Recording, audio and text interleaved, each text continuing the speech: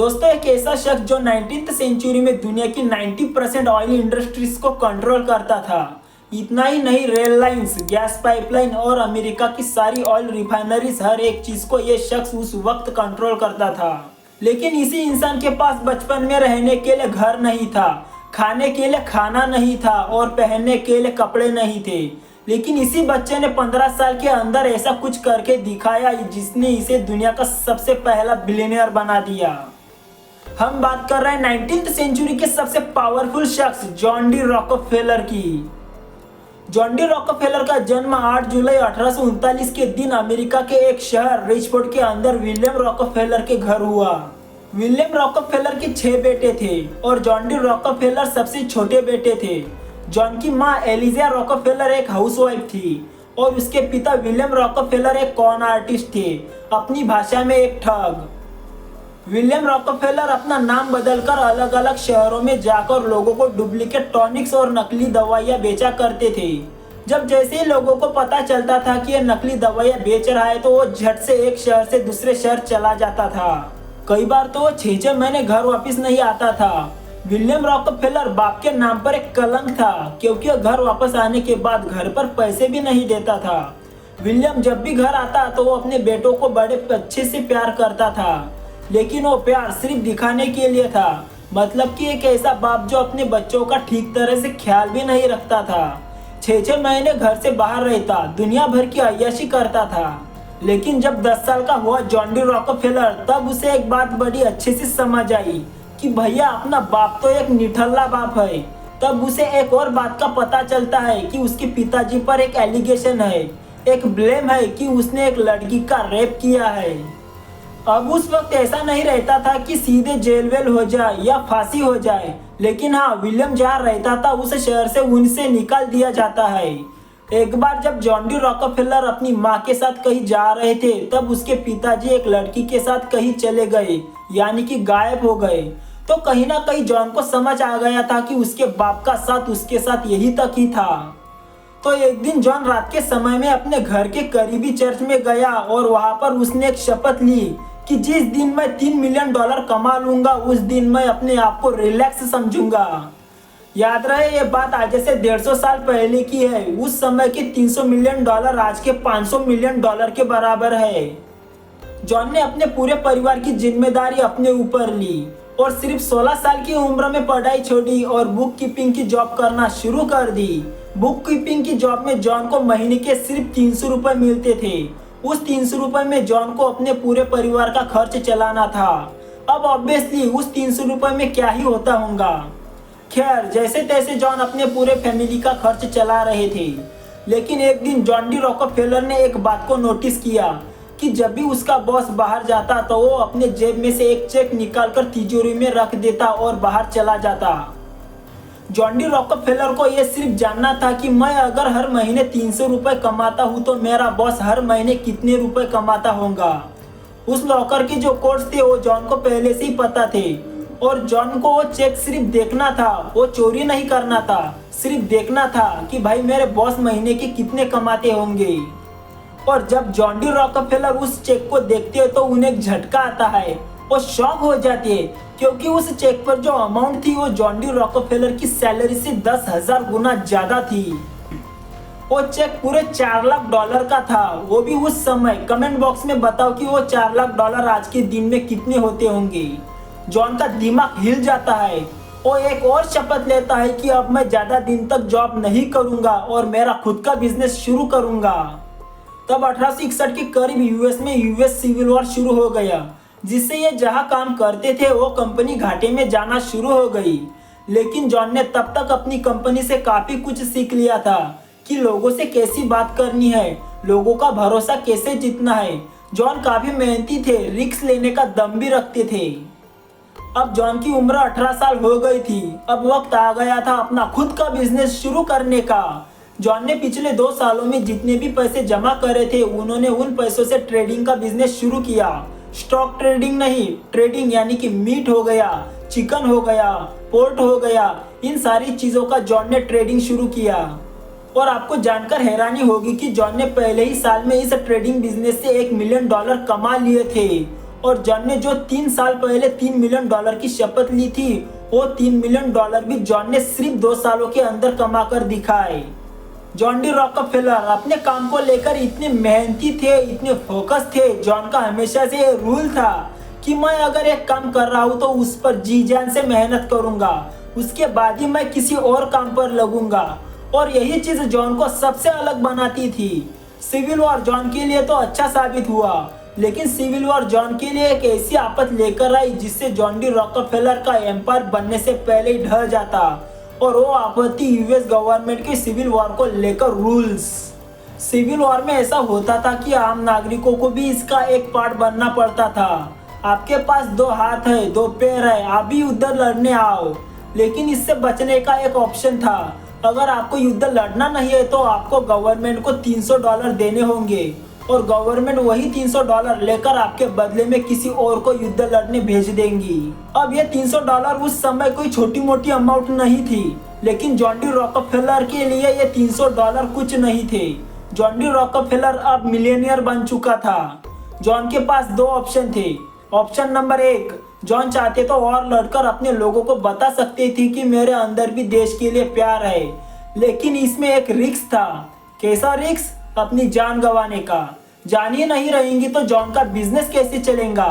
उन्होंने दूसरा option choose किया। गवर्नमेंट को $300 दिए और अपना रिप्लेसमेंट लिया और फिर से अपने बिजनेस पर फोकस करने लगे। 1880 में जॉन डी रॉकफेलर के लाइफ में एक नया चैप्टर ओपन हो गया। मुझे आप लोग एक बात बताइए कि बिजली आने से पहले लोग उजाला कैसे करते थे? लैंटेन से? ठीक है, तो लैंटेन किस चीज से चलता था? केरोसिन से। और इसी वजह से उस समय केरोसिन की डिमांड आसमान छूने लगी थी।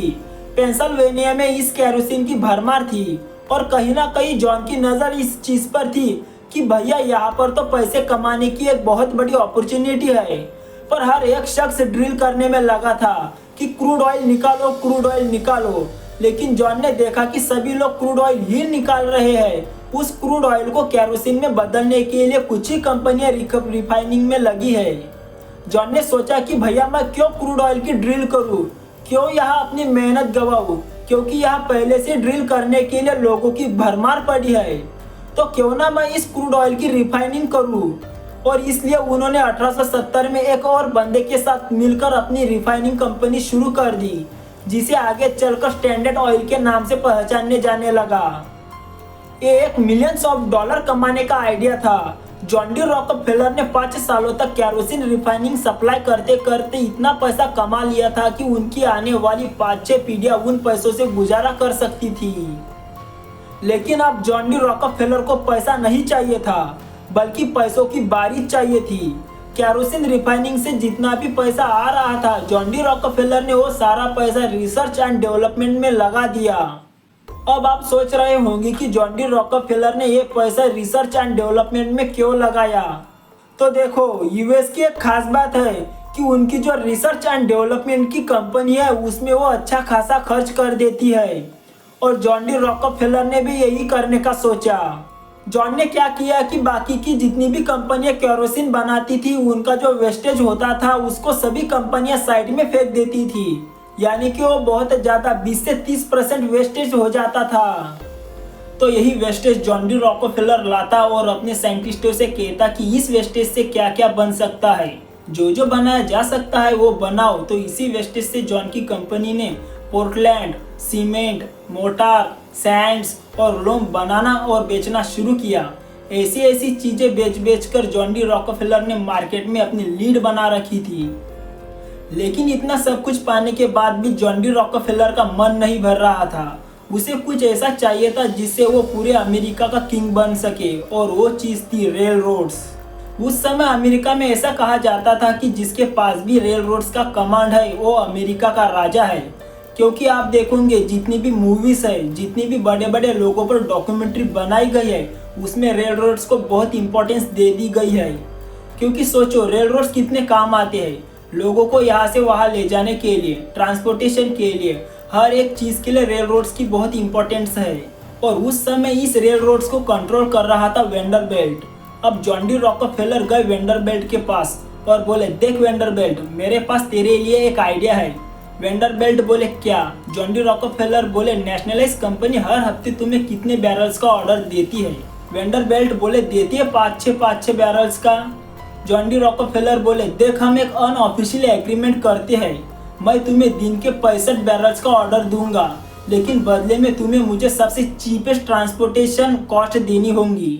वेंडरबिल्ट ने सोचा कि भैया कहा 5-6 बैरल्स और कहा 65 बैरल्स। वेंडरबिल्ट ने झट से हाँ बोला। अब भाई साहब यहाँ से जॉन डी रॉकफेलर के कॉम्पिटिटर्स की हवा टाइट होना शुरू हो गई, क्योंकि कॉम्पिटिटर्स अपने तेल को कहीं भी पहुंचाने के लिए बहुत ज़्यादा ट्रांसपोर्टेशन फीस दे रहे थे और जॉन डी रॉकफेलर अपने तेल को वेंडरबिल्ट की कंपनी की मदद से चीपेस्ट कॉस्ट से यहाँ से वहाँ पहुँचा रहे थे। तो इसी चक्कर में बहुत सारी ऑयल रिफाइनिंग कंपनीज बंद हो गई। अब जॉन डी रॉकफेलर की नज़र पड़ी पेंसिल्वेनिया के रेल रोड्स पर, लेकिन पेंसिल्वेनिया के रेल रोड्स को कंट्रोल कर रहा था टॉम स्कॉट। टॉम स्कॉट के खिलाफ वहाँ के मजदूरों ने स्ट्राइक कर दी थी, जिससे टॉम स्कॉट उस स्ट्राइक से कभी उठ नहीं पाया और जॉन डी रॉकफेलर ने पेंसिल्वेनिया का पूरा मार्केट हड़प लिया। अब जॉन डी रॉकफेलर के साथ एक प्रॉब्लम हो रही थी कि पैसे तो बहुत कमा रहे थे, पर उस पैसों को ढंग तरह से इन्वेस्ट नहीं कर पा रहे थे। काफ़ी सारी जगह इन्वेस्ट तो करते, वो इन्वेस्ट वेस्ट हो जाती। इन्हें इन्वेस्ट से कहीं से भी प्रॉफिट नहीं आ रहा था। फिर उन्होंने सोचा कि मुझे एक मनी मैनेजर की ज़रूरत है, इसलिए उन्होंने अपने बचपन के एक प्रीस्ट को मनी मैनेजर बना दिया। उनको पता था कि एक इन्वेस्टर है जो मेरा पैसा बचा सकता है। यहाँ से उनके प्रीस्ट ने इन्वेस्ट को अच्छी तरह से मैनेज करने लगे और धीरे धीरे सारी चीज़ें ऊपर आने लगी। लेकिन रुको, 1873 में एक हादसा हुआ। स्टॉक मार्केट बुरी तरह से गिरने लगा, बहुत खराब हालत होने लगी और 6 सालों तक ऑयल रिसेशन हुआ। लेकिन जॉन डी रॉकफेलर की एक अच्छी आदत थी कि वो अपने मुनाफे को संभाल कर रखते थे, पर जहाँ पर बाकी के ऑयल रिफाइनरीज बहुत मार खा रहे थे, पर वहाँ पर जॉन डी रॉकफेलर को एक अपॉर्चुनिटी नजर आई। अब देखो, इस रिसेशन में पर बैरल तेल का प्राइस 48 सेंट्स था, तो वही 50 सेंट्स पर पानी मिल रहा था, यानी कि पानी से भी सस्ता उस वक्त तेल मिल रहा था। और यहीं पर जॉन डी रॉकफेलर को दिखाई दी अपनी दूसरी अपॉर्चुनिटी कि कोडियों के भाव में मुझे तेल मिल रहा है, तो मैं क्यों ना लूँ इस तेल को। तो फिर क्या, फिर पूरे अमेरिका का तेल हड़पने लगे और कहा जाता इन्होंने आगे चलकर इसी तेल से हद पार पैसा कमाया। अमेरिका के 90% रेलवे में इनका ही तेल ट्रांसपोर्ट हो रहा था और इसी चक्कर में 1916 में इनको ऑफिशियली दुनिया के पहले बिलियनियर बनने का टैग मिल गया। जॉन डी रॉकफेलर खुद अकेले उस वक्त पूरे अमेरिका के जीडीपी का 2% जीडीपी ऑन करते थे। उनकी कंपनियां नहीं ऑन करती थी, बल्कि वो खुद अमेरिका के 2% मालिक थे। लेकिन अब इनको पता था कि मेरे खिलाफ अब सबसे बड़ा हथियार यूज होने वाला है, और वो हथियार था मीडिया। मीडिया लोगों को चिल्ला चिल्ला कर बता रही थी कि जॉन डी रॉकफेलर हमें अपना गुलाम बनाएगा, हमें कंट्रोल करेगा। मीडिया कभी राक्षस की फोटो बनाकर लगा देते थे, तो कभी ऑक्टोपस की फोटो बनाकर लगा देते थे। लेकिन उन्होंने बहुत बढ़िया दिमाग लगाया। उन्होंने अपनी कंपनी के अलग अलग असिस्टेंट बना दिए, ट्रस्ट बना दिए, अपनी कंपनी को इतने ज़्यादा तरीकों में बांट दिया कि गवर्नमेंट को अगर मुझे तोड़ना भी होगा तो बहुत मेहनत मशक्कत करनी पड़ेगी। लेकिन किसी ने कहा है ना, जितनी ताकत एक तलवार में होती है उससे कई ज़्यादा ताकत एक कलम में होती है। नहीं समझ आया? अभी समझाता हूँ। एक रिपोर्टर थी जिसके पिताजी भी ऑयल रिफाइनरी का बिजनेस करते थे, लेकिन जॉन डी रॉकफेलर के चलते वो बैंकरप्ट हो गए थे और उन्होंने सुसाइड कर लिया था। तो उसकी एक बेटी थी जो एक जर्नलिस्ट थी। उस जर्नलिस्ट ने अपने जीवन का लक्ष्य ही बना लिया था कि आज ना कल मैं जॉन डी रॉकफेलर को नीचे लाकर रहूंगी। उस जर्नलिस्ट ने जॉन डी रॉकफेलर को एक्सपोज करना शुरू किया। उसने लिखा कि बैकरूम्स डील्स हो रहे हैं, लोगों को डरा धमका कर डील्स करे जा रहे हैं। इसके पिताजी ही तो एक कॉनमैन थे, तो इसके खून में भी तो वही चीज होंगी।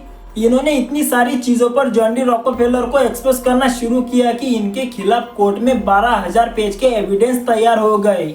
लेकिन मैंने आपको पहले ही बताया था कि जॉन डी रॉकफेलर ने अपनी कंपनी को इतने भागों में तोड़ दिया था कि कोर्ट को भी पूरे 6 साल लगे थे उनकी कंपनी को क्रैक करने के लिए। पूरे कॉर्पोरेट हिस्ट्री में सबसे लंबा चलने वाला केस था ये, क्योंकि जॉन डी रॉकफेलर ने अपनी कंपनी को कई चैरिटी में और कई ट्रस्ट में बदल दिया था। अब एक आपको सीक्रेट बात बताऊं, हमारे जो स्वामी विवेकानंद जी थे वो जब यूएसए गए थे तब John D Rockefeller Swami Vivekananda ji से मिले थे। तब जॉन ने स्वामी विवेकानंद जी को पूछा था कि चैरिटी करने का सबसे सही तरीका क्या है। तब स्वामी विवेकानंद जी ने बताया था उन्हें कि चैरिटी करो पर किसी को पता ना चले, चैरिटी करने के बाद खुद पर गुमान ना करे। और यही से जॉन डी रॉकफेलर ने Rockefeller foundation, Rockefeller scholarship, hospital, इन चीज़ों का उन्होंने निर्माण करना शुरू किया। लेकिन जब जॉन डी रॉकफेलर की 1937 में मौत हुई थी तब उनकी खुद की अकेली की नेटवर्थ 600 बिलियन डॉलर थी, जो आज के दिन 6 ट्रिलियन डॉलर बनते हैं। अगर वीडियो पसंद आई होगी तो वीडियो को लाइक, शेयर, सब्सक्राइब कर देना। मैं मिलता हूँ अगली वीडियो में। बहुत बहुत धन्यवाद।